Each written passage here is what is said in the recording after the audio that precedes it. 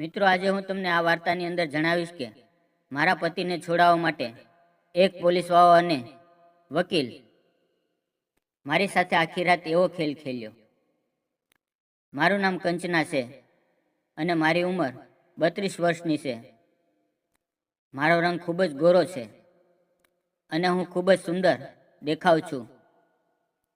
આ વાત એ સમયની છે જ્યારે અમે ગુજરાતથી યુપીની અંદર કામ કરવા માટે ગયા હતા અને ત્યારે આ ઘટના બની.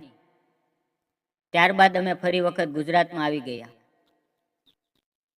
આ ઘટના યુપીમાં જ્યારે અમે ગયા ત્યારની છે. તે સમયે ઘરમાં હું, મારા પતિ, મારી સાસુ અને મારી નણંદ રહેતી હતી. મારા લગ્નને હજી ફક્ત 6 થી 7 મહિના થયા હતા. મારા પતિ બહાર કામ કરતા હતા, પરંતુ તેને થોડા સમય માટે રજાઓ ચાલી રહી હતી. મારા પતિને શરાબ પીવાની આદત છે. એક સમયે મારા પતિ શરાબ પીને ગાડી ચલાવી રહ્યા હતા ત્યારે તેણે એક છોકરાને ઘાયલ કરી દીધો. ઘરે એક પોલીસવાળાનો ફોન આવ્યો અને તેણે મને કહ્યું કે તમારા પતિ અત્યારે પોલીસ સ્ટેશનમાં છે. હું ખૂબ જ ડરી ગઈ અને ઘરના બધા અમે ત્યાં પહોંચી ગયા. ત્યાં જઈને જોયું તો મારા પતિ ત્યાં જેલની અંદર બંધ હતા.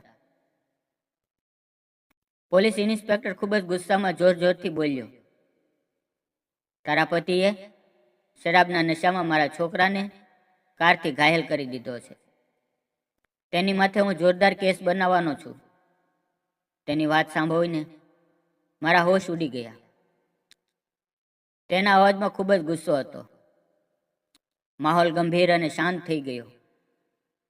પોલીસ ઇન્સ્પેક્ટર ખૂબ જ મોટો અને મૂછોવાળો હતો. તેણે થોડી નાની નાની દાઢી પણ હતી. મેં કહ્યું, સાહેબ, તેના તરફથી હું માફી માંગુ છું. અને તેને હું આજીજી કરવા લાગી.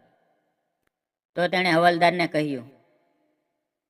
હવાલદારે ધોકો ઉપાડ્યો ને મારા પતિની પીઠ ઉપર 1-2 વાર કરી દીધા. તો મારા સાસુ અને મારા નણંદ અને સાથે સાથે હું પણ રોવા લાગી અને તેને વિનંતી કરવા લાગી. હું રડતા રડતા સાહેબને કહી રહી હતી કે સાહેબ, પ્લીઝ તેને માફ કરી દો. તો પોલીસ ઇન્સ્પેક્ટર બોલ્યો, હું તેને કેવી રીતે છોડી દઉં? તેણે મારા છોકરાને મારવાની કોશિશ કરી છે. આજ આખી રાત તેને હું અહીંયા રાખીશ અને તેની એવી હાલત કરી નાખીશ કે તે ગાડી હંકારતા પહેલા 100 વાર વિચારશે. અમે બધા તેને વિનંતી કરી રહ્યા હતા. અચાનક મારા મોઢામાંથી એક એવી વાત નીકળી ગઈ કે સાહેબ, તમારે કેટલા પૈસા જોઈએ છે? તો તે ગુસ્સેથી ઊભો થઈ ગયો અને મને ઘૂરી ઘૂરીને જોવા લાગ્યો અને તે બોલ્યો, શું હું તમને રિશ્વતખોર લાગુ છું? પૈસાના બદલામાં તો હું એને કોઈ દિવસ નહીં છોડું. મેં પણ વિચાર કર્યા વગર કહી દીધું કે તો તમારે શું જોવે છે? મારી વાત સાંભળીને તે કૂતરાની જેમ મારી સામે જોવા લાગ્યો અને હું તરત સમજી ગઈ અને મનમાં ને મનમાં બોલી કે તું જે વિચારે છે તે તને નહીં મળે. હું તને આ ક્યારેય નહીં આપું. મેં મારા સાસુને કહ્યું, ચાલો આપણે વકીલ પાસે જઈએ.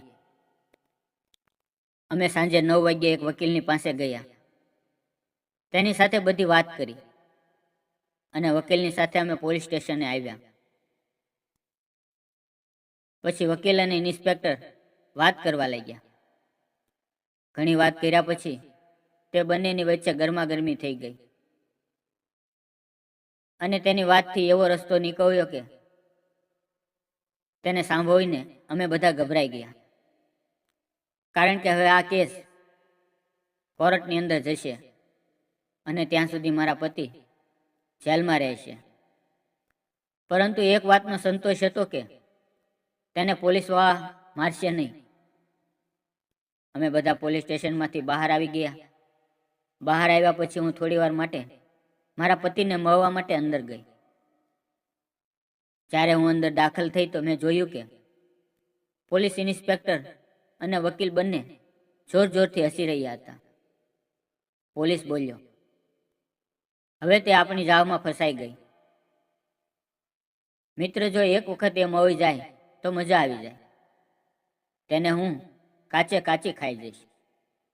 પોલીસવાળો બોલ્યો, અરે મળશે કેમ નહીં. અને બંને હસી રહ્યા હતા.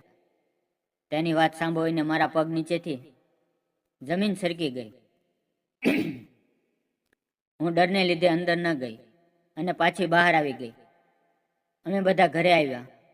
હું મારા રૂમમાં આવીને વિચારવા લાગી કે હું ક્યાં ફસાઈ ગઈ. આ બંને તો મારી પાછળ પડી ગયા છે અને ઉપરથી મારા પતિ તેની કેદમાં છે. વિચારતા વિચારતા હું ક્યારે સૂઈ ગઈ મને ખબર ના રહી. સવારે 7 વાગ્યે જ્યારે હું ઉઠી તો જલ્દી નાહી ધોઈને થોડો નાસ્તો બનાવ્યો. અમે બધાએ નાસ્તો કર્યો અને હું એકલા જ પોલીસ સ્ટેશને જતી રહી. આજે મેં સુંદર મજાની સાડી પહેરી હતી અને હું થોડોક મેકઅપ કરીને ગઈ હતી અને સીધા જ પોલીસ ઇન્સ્પેક્ટરની સામે બેસી ગઈ અને કહ્યું, જુઓ સાહેબ, મારે કોર્ટ કચેરીના ચક્કરમાં નથી પડવું. તમે પ્લીઝ ગમે તેમ કરીને મારો કેસ પૂરો કરી નાખો. હું જાણું છું કે આ બધું તમારા હાથમાં છે.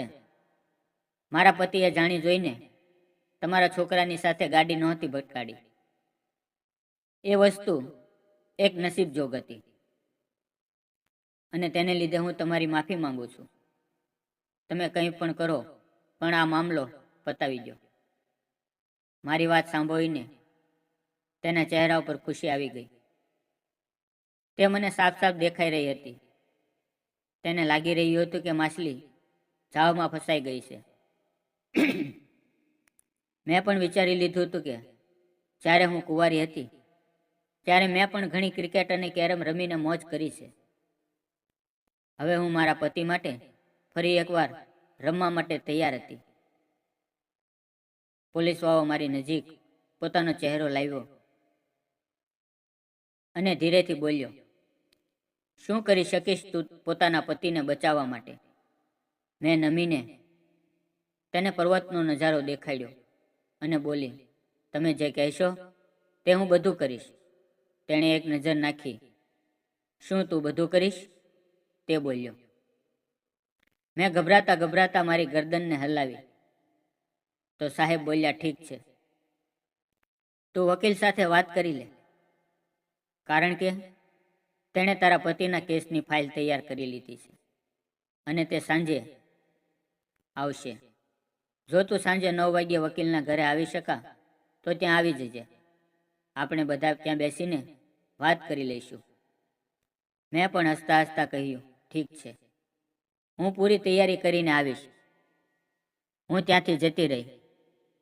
હું સમજી રહી હતી કે વકીલને કાંઈ વાત કરવાની નથી, કારણ કે આજે આ બંને ભેગા મળીને મારી સાથે. હું વિચારતા ઘરે ગઈ તો મારા સાસુમાં મને કહેવા લાગ્યા કે શું વાત થઈ.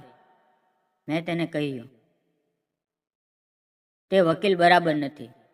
મારો એક ફ્રેન્ડ છે અને તેના પપ્પા પણ વકીલ છે. તો આજે રાત્રે હું તેની પાસે જઈશ અને હું તેની સાથે આપણા કેસ વિશે વાત કરીશ. મારા સાસુ કહેવા લાગ્યા કે અમે પણ તારી સાથે આવીશું. મેં કહ્યું, ના, હું એકલા જઈને બધું સંભાળી લઈશ અને તમે વિશ્વાસ રાખજો, કાલ સવાર સુધીમાં તે છૂટી જશે. આખો દિવસ એમ જ પસાર થઈ ગયો. સાંજે જમવાનું બનાવ્યું પરંતુ મેં ભોજન કર્યું નહીં. હવે મારે જવાનો ટાઈમ થઈ ગયો. મેં મારા સાસુને કહ્યું, હવે હું જાઉં છું અને હું 8 વાગ્યે ઘરેથી નીકળી. મેં સૂટ પહેર્યો હતો જે સુસ્ત ફિટિંગનો હતો. બહાર નીકળીને મેં ઓટો રિક્ષા કરાવી અને વકીલના ઘરે પહોંચી ગઈ. મેં દરવાજાની ડોરબેલ વગાડી તો વકીલ સાહેબે દરવાજો ખોલ્યો. તે બંને ત્યાં પહેલેથી જ બેઠા હતા. હું તેની પાસે જઈને બેસી ગઈ અને કહ્યું, બતાવો શું વાત કરવાની હતી?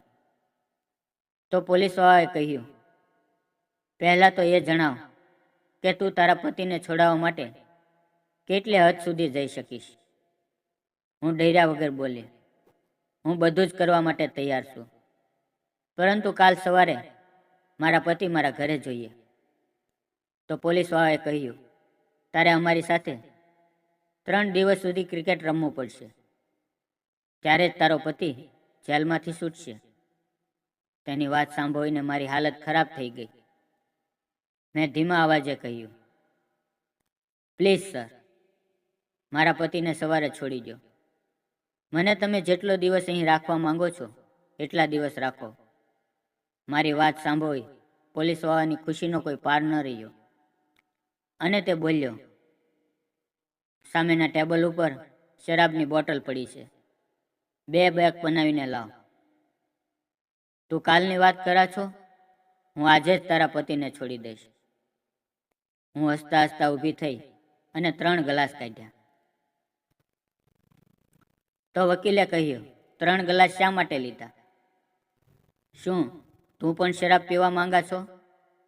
તો મેં તેને કહ્યું, જ્યારે તમે મને પોતાની બનાવી લીધી છે તો તમે પણ શું મને શરાબ નહીં પીવડાવો?